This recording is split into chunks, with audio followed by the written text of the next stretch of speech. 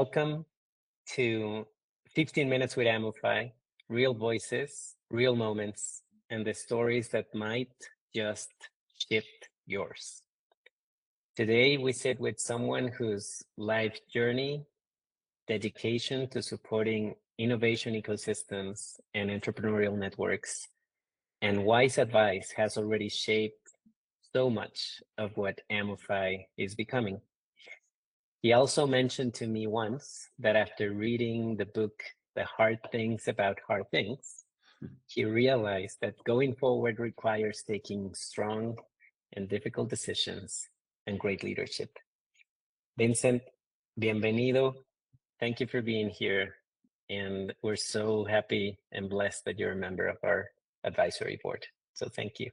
No, thank you. I'm very grateful, Luis, to be close to Amoofy and close to you and your brother on this crazy venture that you are building. It is crazy. Vincent, to get us started, could you share with us and the audience what's a story or experience that shaped how you show up in the world today? Whoa, and you just said it's a 15 minutes. So very quickly, so it's obvious when I speak in French. You can tell the audience when I speak it's in Spanish is not that obvious, but I'm born and raised in France. I came to Mexico in 99 with an academical dual degree. My mom still complained about those supposedly 2 years dual degree that turns into 26 years and still counting in Mexico. And now working with Endeavor for the last 19 years. Last month, I turned 19 years at Endeavor, almost 2 decades, trying to build and to be relevant on the entrepreneurial ecosystem in Mexico, in Latin America.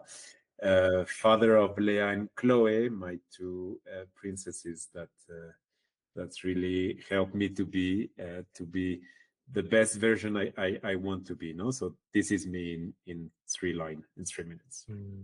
Love it. Is there something, Vincent, that you have carried forward from your family, your culture, or the community that you left or the community that you're building that still guides you? It can be a value, it can be something that you learn, a tradition. What are you continuing to carry forward? That's a very interesting question. I think what I carry the most would be a value of creating enough effort to get and to obtain any rewards. I think I've been trained with my parents that the things never came by themselves, and you need to work hard to be focused on the purpose, to be strong on your value and what you truly believe, and then eventually doing that will give you any kind of rewards. No, so I think I've been set up to think like that, to give, and this is why I also try to give the best version I can as a father, as a leader, as a individual, as a citizen, because at the end I think this is something I carry. I'm not sure if it answer your question, but it would be something I know I've been trained to think like that. No, so this is what I carry the most. It's a great advice. What brings you joy these days? Well, definitely my daughters. I think they're the most important source of joy. So that's the first answer and the quick one. Family is the baseline. Is what makes you strong, and when days are more difficult, this is where you have to go back and you resource yourself. No, and the other part would be well, the entrepreneurs, because at the end of my day, I spend maybe 14, 15, 16 hours a day thinking about them, trying to help them to have a better way to express their talents. And when they show like the respect and how grateful they are to any kind of efforts that we've done, it worth it. No, so sometimes it feels it's a long journey, 2 decades. Sometimes when you say that we always over believe what we can achieve in a year and underestimate what can happen in a decade. And I look back 2 decades ago and I've seen how many stories, how many people, how many individuals were being blessed by endeavor, and I feel very proud to having a small piece of it. So it's also a source of joy, I believe. Well, I'm sure all those entrepreneurs, if they feel a little bit of how I feel, I think we all appreciate you being part of our journey. So Vincent, two more questions. One is, what's given the moment that we're in, and we had a team retreat recently where you shared that you also had your team retreat, and then you had the conference of Mexico Tech Week, where it's all about AI, and we hear AI and AI and AI, and then we have kind of very interesting change in democracies to autocracies, like everything that's happening. So the question is really thinking about your daughters and my kids. What's one hope that you have for future generations? I think, and I'm glad you asked that, because many people ask about the fears that we have on the future. So I like to try to think of the opposite and the hope. I love how the new generation is worried about things that maybe mine or previous generation were not really worried about: climate, equality, mental health. Um, so I truly believe there is a conscious around things that matters, that the humanity really needs, and I think new generations are much more aware of that.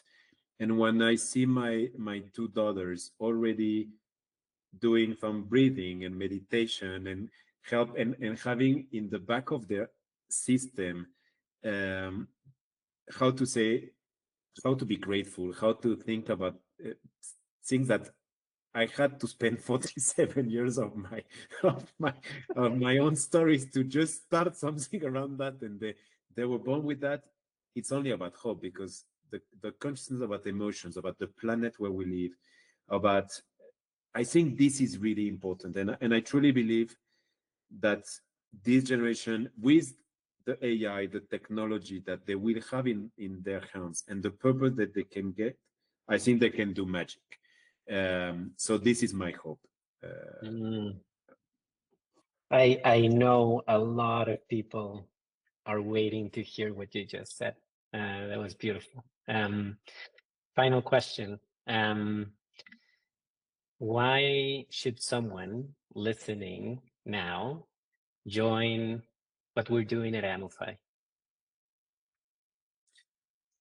I think for two reasons.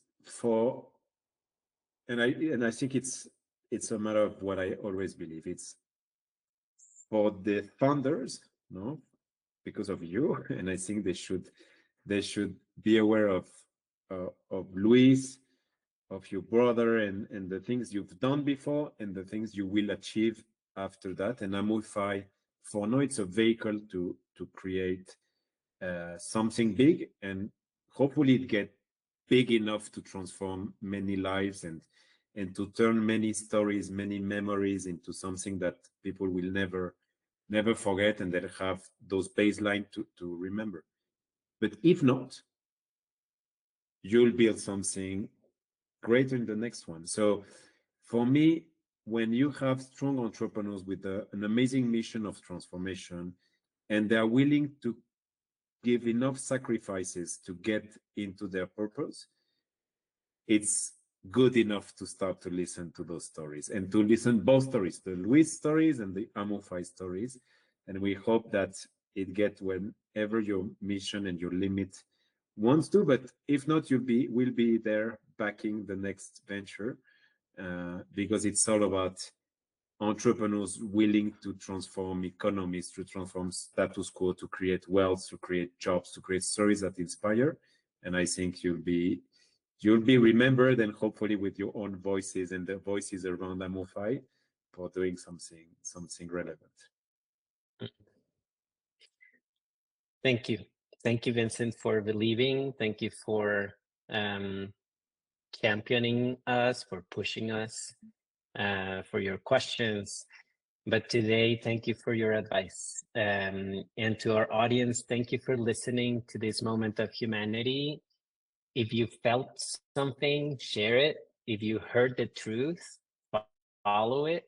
And if you see someone, take a moment and ask for their story. Thank you. Thank you, Luis.